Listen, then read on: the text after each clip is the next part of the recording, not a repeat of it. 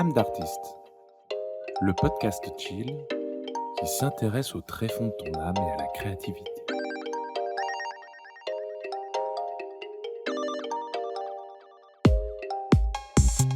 Bonjour à tous et à toutes et bienvenue dans Âme d'artiste, le podcast chill qui creuse les tréfonds de l'âme et de la créativité.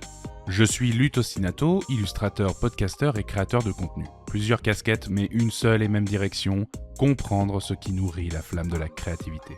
Mon but avec ce podcast, utiliser mon expérience pour parler sans filtre du métier d'illustrateur, dans les bons comme les mauvais côtés, mais aussi de rassembler autour de lui des artistes de tous bords qui parfois en ont trop gros sur la patate. Si le podcast vous parle, pensez à le partager, commenter ou le noter 5 étoiles sur votre plateforme préférée, c'est le meilleur moyen de le soutenir et de rendre un Lutte Ostinato particulièrement heureux et soyeux, qu'on se le dise. Allez, sortez de quoi dessiner ou bien juste une boisson chaude car nous allons démarrer ce tout nouvel épisode d'Âme d'artiste qui, je l'espère, vous plaira. Bonne écoute.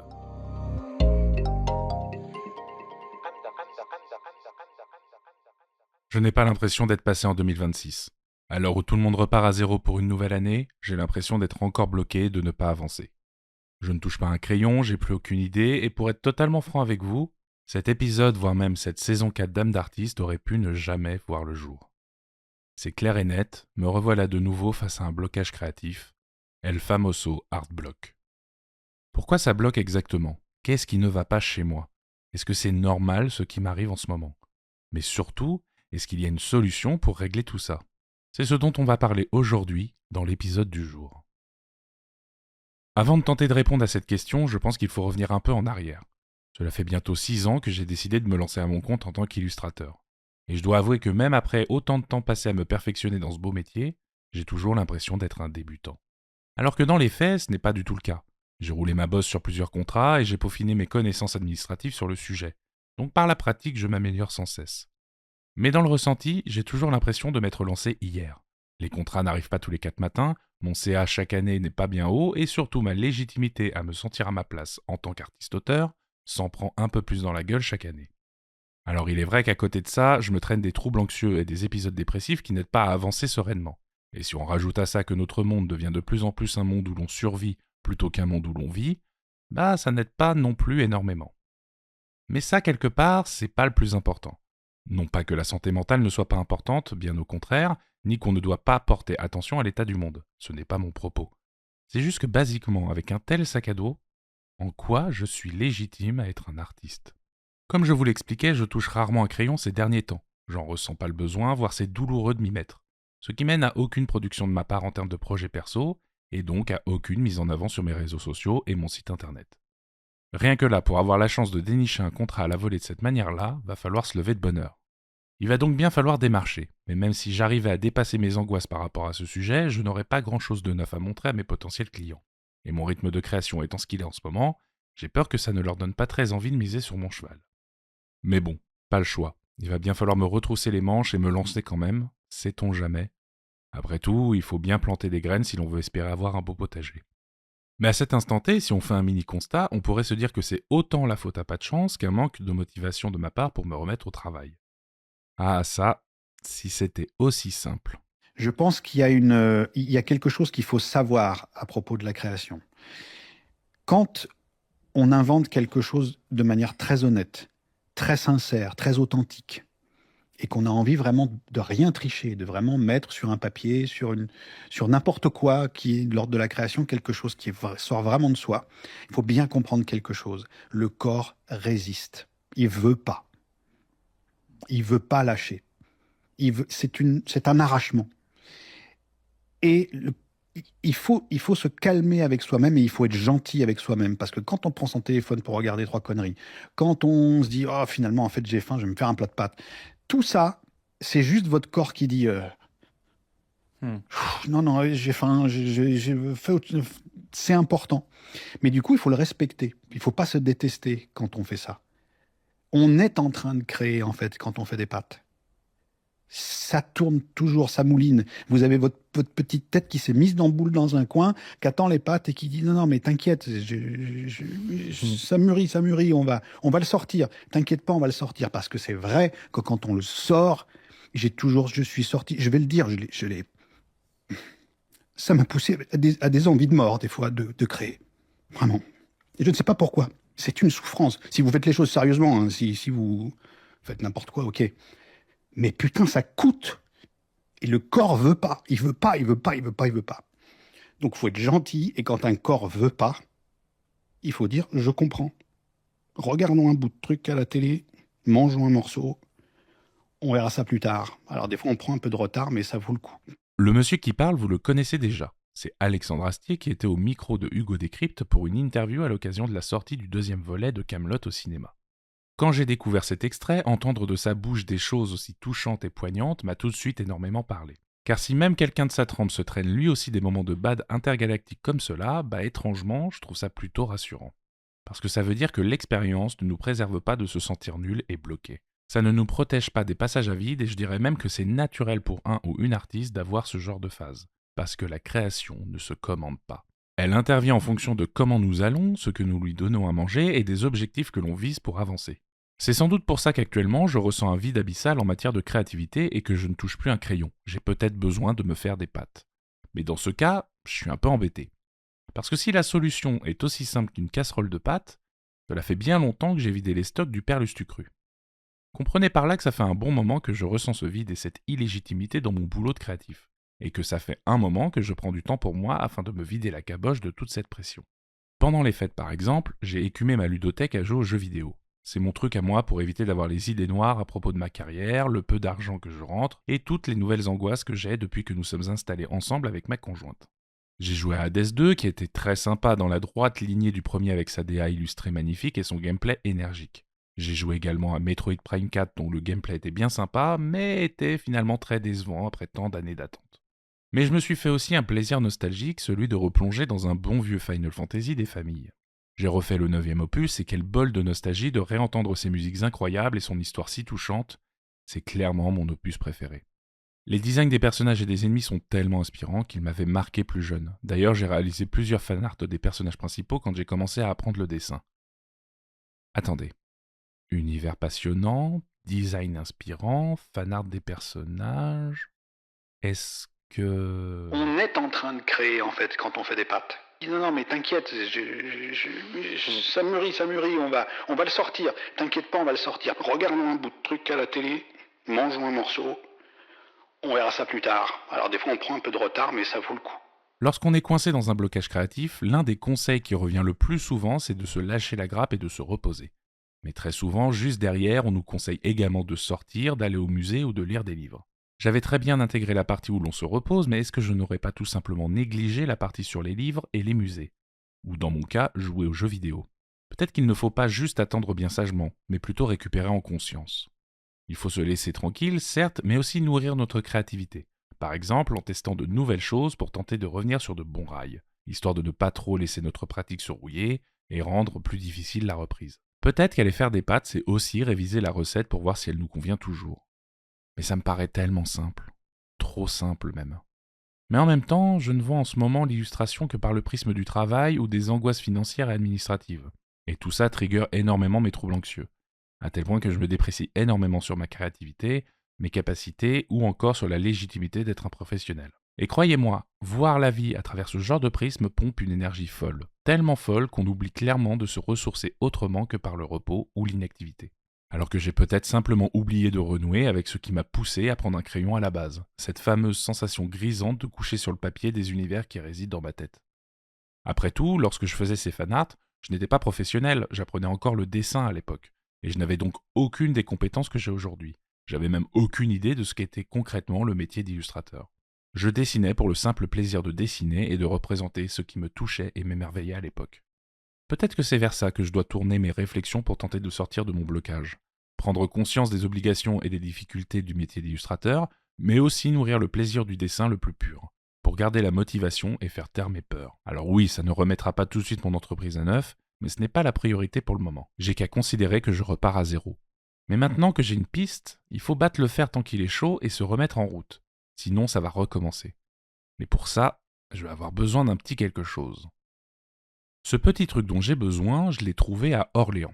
On a récemment visité Orléans avec ma chère et tendre, et durant notre petit week-end en amoureux, nous avons visité moult magasins durant une séance de shopping. Et alors que nous visitions une jolie petite librairie, nous avons été émerveillés par toutes les nouvelles sorties de livres et BD. surtout au rayon jeunesse.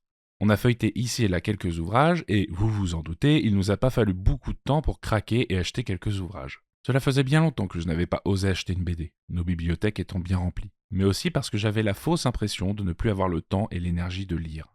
Un week-end en amoureux était donc le bon moment pour briser cette croyance, et ce fut un délice. Ce qui fut également un délice, c'est de flâner également dans une papeterie.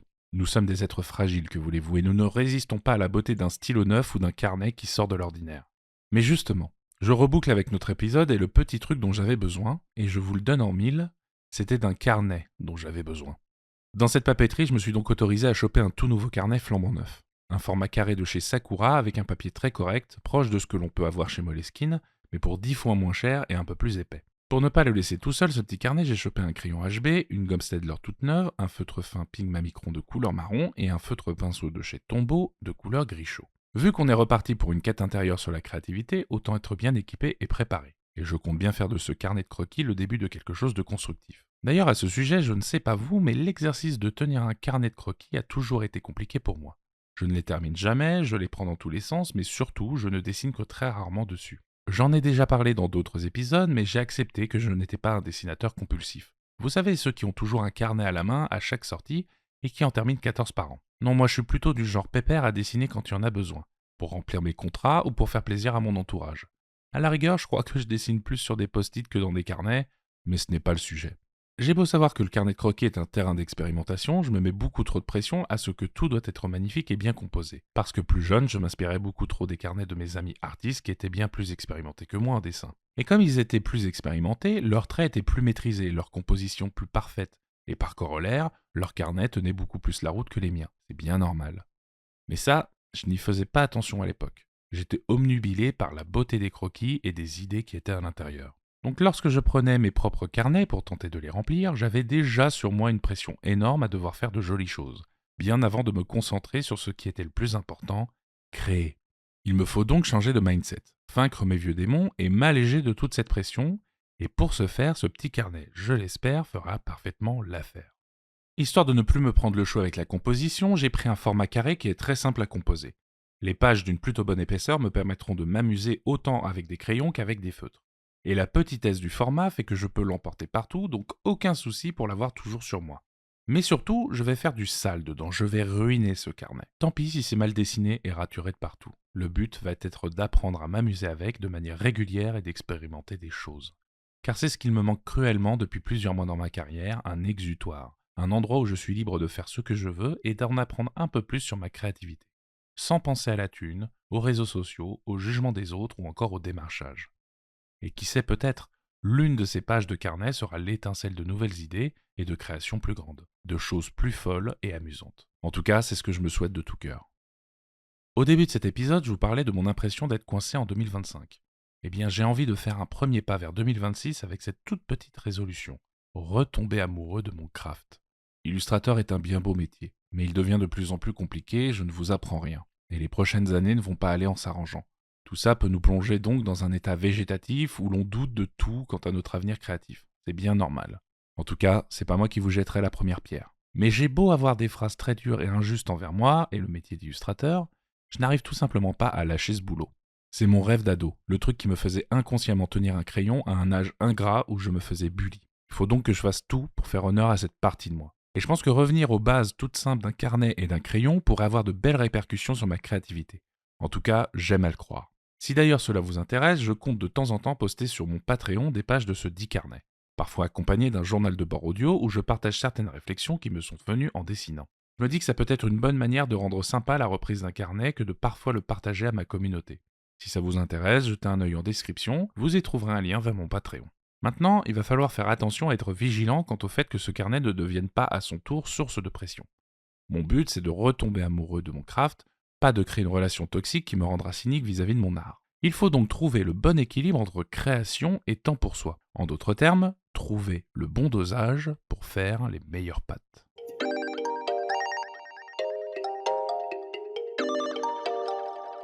Faire un épisode sur un carnet de croquis et pour parler d'un énième blocage créatif n'est sans doute pas banal, mais c'est parce que cet épisode, il est un peu spécial. Déjà, il ouvre la saison 4 d'Âme d'artiste et que c'est toujours quelque chose de se lancer dans une nouvelle saison. mais aussi parce que je souhaite pour cette saison 4 d'avoir quelque chose de plus organique et qui me serve dans ma résolution. Je me suis mis pas mal de pression avec la précédente saison et très vite j'en suis revenu aux fondamentaux de parler de mon expérience pour en tirer des réflexions. Et apparemment ça vous plaît pas mal que je m'axe plutôt sur l'authenticité et avec un brin de réflexion et de philo, mais surtout que mon émission ne soit pas une caricature de podcast sur le coaching. C'est pour ça que je vous parlais de mes difficultés à lancer cette saison 4. Car continuer un podcast sur la création alors que je suis en plein creux de la vague, ça sonnait pour moi comme du faites ce que je dis, pas ce que je fais. Et ça, c'est quelque chose que je ne veux pas avec ce podcast. Je veux vous offrir mon vécu vrai, sans filtre, un truc authentique qui saura plus vous parler que des séances de coaching. Car d'autres font ça bien mieux que moi. Mais surtout, mon but avec ce podcast, c'est de rassembler les créatifs et créatives qui, comme moi, parfois doutent. Pas de vendre une solution miracle que je n'applique pas moi-même, mais plutôt de rassembler pour échanger sur la création et l'illustration. Donc pour être totalement franc avec vous, je ne sais même pas de quoi parlera le prochain épisode, car j'ai envie que ce soit quelque chose dont j'ai envie de parler sincèrement et qui résonne avec ce que je traverse en ce moment. Je veux que cette saison soit comme une aventure où vous verrez mes avancements et où j'espère vous y trouverez des échos avec votre propre vécu. C'est pour ça que je réfléchis également à créer un espace pour discuter avec vous, un endroit chill et sans prise de tête où l'on pourrait réagir sur les épisodes, mais également échanger, discuter, voire même pourquoi pas créer ensemble. C'est encore en réflexion, mais je vous tiendrai au courant quand j'aurai trouvé la bonne plateforme. Pourquoi pas un serveur Discord. Dites-moi ce que vous en pensez en commentaire ou sur mes réseaux sociaux, vos avis là-dessus m'intéressent. En tout cas, nous y voilà, la saison 4 d'Âme d'artiste démarre avec cet objectif d'aimer à nouveau ce que je fais. Vaste programme, hein. J'espère que cette saison vous plaira et que vous serez derrière moi pour me soutenir, mais aussi qu'elle attirera toujours plus d'artistes de tous bords à se poser, chiller et s'écouter. En attendant, je vous souhaite de prendre soin de vous et de votre âme d'artiste. C'était Lutte. La bise.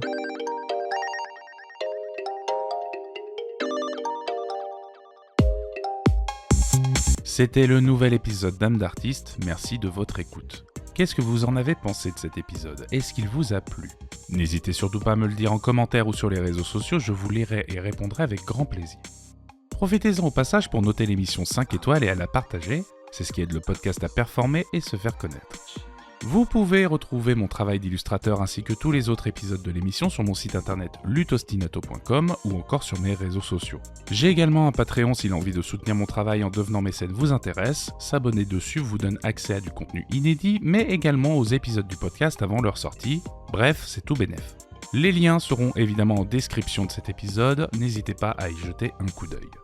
Merci beaucoup chers auditeurs et auditrices de suivre l'aventure Âme d'artiste afin que la flamme ne s'éteigne jamais et merci à Laurent Bazar pour le générique de l'émission. Je vous donne rendez-vous quant à moi dans le prochain épisode et jusque-là, je vous souhaite de prendre soin de vous et de votre âme d'artiste. C'était Lutte. La bise.